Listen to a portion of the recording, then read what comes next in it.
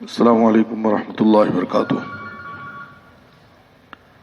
بسم اللہ الرحمن الرحیم۔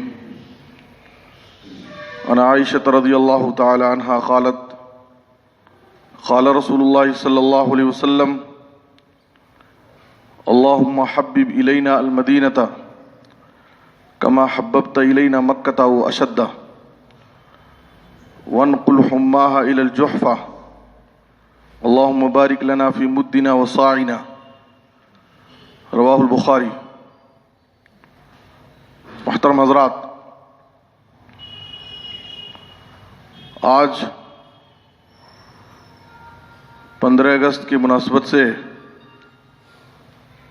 پورے ملک میں 70 پر 4ویں یوم آزادی کا جشن منایا گیا۔ پورے ملک میں کرونا کا قہر اور مہاماری کے باوجود اہل وطن نے یوم آزادی کا جشن منا کر وطن سے، ملک سے محبت کا اظہار کیا۔ بسا اوقات بعض ذہنوں میں یہ اشکال پیدا ہوتا ہے کہ یہ سب کیا ضروری ہے، اور بعض لوگ اس پر اعتراض بھی کرتے ہیں۔ اسکول اور مدارس کے لوگ اتنا سب اہتمام کیوں کرتے ہیں؟ دیکھیے، وطن سے، ملک سے محبت کرنا ایک فطری چیز ہے۔ جو انسان جس وطن میں رہتا ہے، جس ملک میں رہتا ہے، جس سرزمین میں پلتا بڑھتا ہے، اس سے، اس کی در و دیوار سے، اس سرزمین سے محبت کرنا یہ ایک فطری چیز ہے۔ انسان تو انسان، حیوانات، چرند و پرند سب اپنے مسکن سے، اپنی رہائش سے محبت کرتے ہیں۔ چرند و پرند آپ دیکھیں گے کہ صبح اپنے معاش، خوراک کی تلاش میں دن بھر ادھر ادھر سرگردہ رہتے ہیں، لیکن شام میں ان کو اپنی منزل یاد آتی ہے، اپنے گھونسلوں کی طرف واپس لوٹتے ہیں۔ تو ہر ایک کو اپنے مسکن سے، اپنی زمین سے، اپنے وطن سے، اپنے ملک سے محبت ہوتی ہے، اور یہ فطری چیز ہے۔ خاص طور پر ہمارے ملک میں ان حالات میں وطن سے محبت کرنا اور اس کا اظہار بھی کرنا یہ ضروری چیز ہے۔ ایسے حالات میں جبکہ ہم مسلمانوں سے حب الوطنی کی سرٹیفکیٹ طلب کی جاتی ہے، ہمارے حب الوطنی پر سوالیہ نشان قائم کیا جاتا ہے، شک کیا جاتا ہے، تو ان حالات میں ہمارے لیے ضروری ہے کہ ہم وطن سے محبت کریں اور اس کا اظہار بھی کریں، تاکہ ان کے شبہات کا ازالہ ہو اور وہ ہم پر کسی قسم کا اعتراض نہ کر سکیں۔ نبی صلی اللہ علیہ وسلم کی زندگی میں آپ دیکھیں گے، آپ صلی اللہ علیہ وسلم نے وطن سے محبت کے لیے دعا مانگی اللہ سے۔ صحیح بخاری کی حدیث ہے، اللہم حبب الینا المدینۃ کما حببت الینا مکۃ واشد۔ اے اللہ، تو جب آپ صلی اللہ علیہ وسلم مکہ سے مدینہ ہجرت کر کے گئے، آپ کا آبائی وطن مکہ ہے، لیکن آپ جب مکہ سے مدینہ ہجرت کر کے گئے تو آپ نے کہا کہ اے اللہ، تو مدینے کی محبت میرے دل میں ویسی ہی ڈال دے جیسے مکے کی محبت تھی، یا اس سے بھی زیادہ مدینے کی محبت میرے دل میں ڈال دے۔ تو آپ صلی اللہ علیہ وسلم نے اپنے وطن کی محبت کے لیے اللہ رب العالمین سے دعا مانگی کہ اللہ تعالیٰ مدینے کی محبت میرے دل میں ڈال دے۔ اسی طرح سے جب آپ صلی اللہ علیہ وسلم پر پہلی وحی نازل ہوئی، آپ گھبرائے، پریشان ہوئے، گھر آئے، خدیجہ رضی اللہ تعالیٰ عنہا سے اپنا واقعہ ذکر کیا۔ انہوں نے آپ کو آپ کے مکارم اخلاق کا حوالہ دے کر کے آپ کو تسلی دی۔ بعد میں ورقہ بن نوفل کے پاس خدیجہ رضی اللہ تعالیٰ عنہا لے کر کے گئیں، پورا واقعہ بیان کیا۔ اس وقت ورقہ بن نوفل نے آپ کے بارے میں کچھ پیشین گوئی کی تھی، کہا کہ آپ کی قوم آپ کی تکذیب کرے گی، آپ خاموش رہے۔ کہا کہ آپ کی قوم آپ کو اذیت پہنچائے گی، آپ خاموش رہے۔ ورقہ بن نوفل نے کہا کہ لیتنی اکون حیا اذ یخرجک قومک، بخاری کی حدیث ہے، کہا کہ کاش کہ میں اس وقت زندہ رہتا جب آپ کی قوم آپ کو آپ کے وطن سے نکال دے گی۔ جو پیشین گوئی ورقہ بن نوفل نے کی، پہلی اور دوسری پیشین گوئی، آپ خاموش رہے، آپ پریشان نہیں ہوئے، لیکن جب یہ بات ورقہ بن نوفل نے کہی کہ ایک وقت آئے گا کہ آپ کی قوم آپ کو آپ کے وطن سے نکال دے گی، نبی صلی اللہ علیہ وسلم پریشان ہو گئے، تعجب میں پڑ گئے، اور آپ نے کہا سوال کرتے ہوئے اوا مخرجی یا ہم، کیا میری قوم مجھے میرے وطن سے نکالے گی؟ تو کہا کہ ہاں۔ تو حافظ ابن حجر نے امام سہیلی کا قول نقل کیا ہے فتح الباری میں کہ ایک انسان کے نفس پر، اس کی طبیعت پر وطن سے جدائی بہت گراں گزرتی ہے۔ ورقہ بن نوفل نے پہلی دو باتیں کہی، نبی صلی اللہ علیہ وسلم پریشان نہیں ہوئے، لیکن جب آپ کے سامنے یہ بات آئی کہ مجھے میرے وطن سے نکالا جائے گا تو نبی صلی اللہ علیہ وسلم پریشان ہو گئے۔ معلوم ہوا کہ ہر انسان کے نفس پر، اس کے دل پر اپنے وطن سے جدائی اس پر گراں گزرتی ہے اور شاق گزرتی ہے۔ یہی وجہ ہے کہ آپ صلی اللہ علیہ وسلم جب مکہ سے ہجرت کر رہے تھے مدینہ کی طرف، مکے کی محبت آپ کے دل میں تھی، بار بار آپ مکے کو دیکھ رہے تھے، آپ نے مکے کی طرف مخاطب ہو کر کے نظر ڈال کر کے کہا ما اطیبک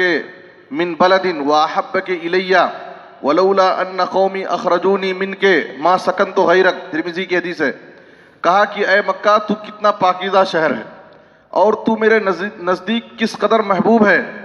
اگر میری قوم مجھے تجھ سے باہر نہیں نکالتی، مجھے نکلنے پر مجبور نہیں کرتی، تو میں تیرے علاوہ کسی دوسرے شہر کو اپنا مسکن نہیں بناتا تھا، میں مجبور ہو کر کے یہاں سے جا رہا ہوں۔ تو آپ صلی اللہ علیہ وسلم نے مکے سے اپنی محبت کا اظہار کیا۔ اسی طرح سے صحیح بخاری کی حدیث ہے کان النبی صلی اللہ علیہ وسلم اذا قدم من سفر فنظر الى جدرات المدینہ اوضع راحلتہ، آپ صلی اللہ علیہ وسلم جب کبھی سفر پر چلے جاتے تو آپ صلی اللہ علیہ وسلم کے دل میں اپنے وطن کی محبت لگی رہتی تھی۔ جیسے ہی آپ سفر سے واپس آتے اور مدینے کے قریب پہنچتے، مدینے کی در و دیوار نظر آنے لگتی، تو آپ صلی اللہ علیہ وسلم وطن کی محبت میں جلدی اپنے وطن میں جانے کے لیے اپنی سواری کو تیز کر دیتے تھے کہ جتنی جلدی ہم اپنے وطن میں چلے جائیں۔ حافظ ابن حجر رحمہ اللہ اس حدیث کی شرح میں لکھتے ہیں وفی الحدیث دلالۃ علی فضل المدینہ وعلی مشروعیت حب الوطن والحنین الیہ، کہا کہ اس حدیث میں جہاں مدینے کی فضیلت ہے، وہیں وطن سے محبت کی مشروعیت اور اس کا مشتاق ہونے کی بھی دلیل ملتی ہے کہ آپ صلی اللہ علیہ وسلم سفر پر ہیں، کچھ دن باہر تھے، تو آپ کے دل میں وطن کی محبت اتنی ہے کہ جب سفر سے واپس آ رہے ہیں اور مدینے کی در و دیوار نظر آنے لگی تو جلدی اپنے وطن میں جانے کے لیے اپنی سواری کو تیز کر دیتے تھے، کتنی جلدی چلے جائیں۔ اسی طریقے سے نبی صلی اللہ علیہ وسلم کی اپنے وطن سے محبت کی ایک دلیل یہ بھی تھی کہ آپ صلی اللہ علیہ وسلم نے وطن کے لیے،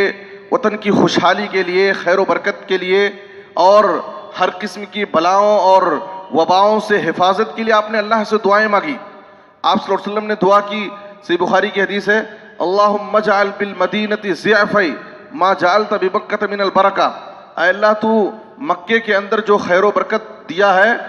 مدینے کے اندر اس کا دگنا خیر و برکت دے دے۔ آپ صلی اللہ علیہ وسلم مدینے کی خیر و برکت کے لیے اللہ رب العالمین سے دعا مانگ رہے ہیں۔ اسی طرح سے جب صحابہ کرام مکہ سے مدینہ ہجرت کر کے گئے تو مدینے میں کچھ بہت ساری اس وقت وبائیں تھیں، کچھ لوگ بیمار پڑ گئے، ابو بکر رضی اللہ تعالیٰ عنہ، حضرت بلال وغیرہ بیمار پڑ گئے۔ اس وقت نبی صلی اللہ علیہ وسلم نے مدینے کی ماحول، آب و ہوا کے درست پاکیزہ ہونے کے لیے اور وباؤں اور بلاؤں سے حفاظت کے لیے آپ نے اللہ سے دعا کی وَانْقُلْ حُمَّاهَا إِلَى الْجُحْفَةِ، اے اللہ یہاں کی وباؤں اور بلاؤں کو تو ختم کر کے جحفہ کی طرف ڈال دے، اور اے اللہ تو مدینے کی آب و ہوا کو صحت مند اور پاکیزہ بنا دے۔ آپ صلی اللہ علیہ وسلم نے دعا کی اور کہا اللہم بارک لنا فی مدنا و ساعنا، اے اللہ تو ہمارے مد اور سا میں خیر و برکت دے۔ مد اور سا یہ اناج اور غلہ ناپنے کا ایک آلہ ہے، تو یعنی ہماری تجارتوں میں، ہماری کمائی میں، ہماری روزی میں خیر و برکت دے۔ تو آپ صلی اللہ علیہ وسلم اپنے وطن کی خوشحالی کے لیے اور امن و امان کے لیے، ہر قسم کی بلاؤں اور آفتوں سے حفاظت کے لیے، خیر و برکت کے لیے آپ دعا مانگتے تھے۔ اس لیے ہر شخص کو چاہیے کہ جو جس وطن میں رہتا ہے اس وطن کے امن و امان کو قائم رکھنے کے لیے اور ہر قسم کی بلاؤں، آفتوں، خوف و دہشت سے، دہشت گردی سے حفاظت کے لیے باقاعدہ فکر کرنی چاہیے، ہر ایک کو خیال کرنا چاہیے۔ اس سلسلے میں ایک بات یاد رکھیں، بعض لوگوں کے پاس یہ بات مشہور ہے حب الوطن من الایمان،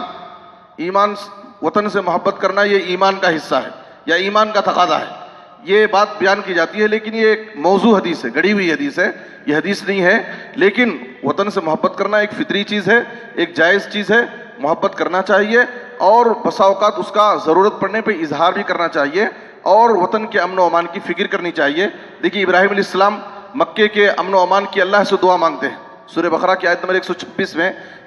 اللہ نے ذکر کیا ہے، رب اجعل ھذا بلدا آمنا وارزق اہلہ من الثمرات، اے میرے رب اس شہر میں تو امن و امان نازل فرما اور اس کے باشندوں کو پھلوں کی روزی دے۔ تو وطن میں امن و امان کے لیے دعا مانگ رہے ہیں ابراہیم علیہ السلام۔ تو اس لیے ہم بحیثیت مسلمان جس ملک میں رہتے ہیں اس وطن سے محبت ہونی چاہیے اور اس کا سچا خیر خواہ ہونا چاہیے اور کسی بھی قسم کی وطن کے خلاف بغاوت سے ہم کو بچنا چاہیے اور وطن کے جو بھی آئین ہیں، قوانین ہیں، دستور ہیں، اس کی حفاظت کرنی چاہیے اور اس کے خلاف نہیں جانا چاہیے۔ یہ اسلام ہمیں اس بات کی اجازت دیتا ہے اور نبی صلی اللہ علیہ وسلم کی سیرت کے حوالے سے میں نے آپ کو بتایا کہ آپ صلی اللہ علیہ وسلم کو اپنے وطن سے کس قدر محبت تھی اور آپ اپنے وطن کے حق میں کتنے سچے خیرخواہ تھے کہ آپ نے بہت ساری دعائیں وطن کے حق میں مانگی ہیں۔ اللہ ہم سب کو نیک توفیق دے، آمین۔ صلی اللہ علیہ نبینا محمد و آلہ وصحبہ اجمعین۔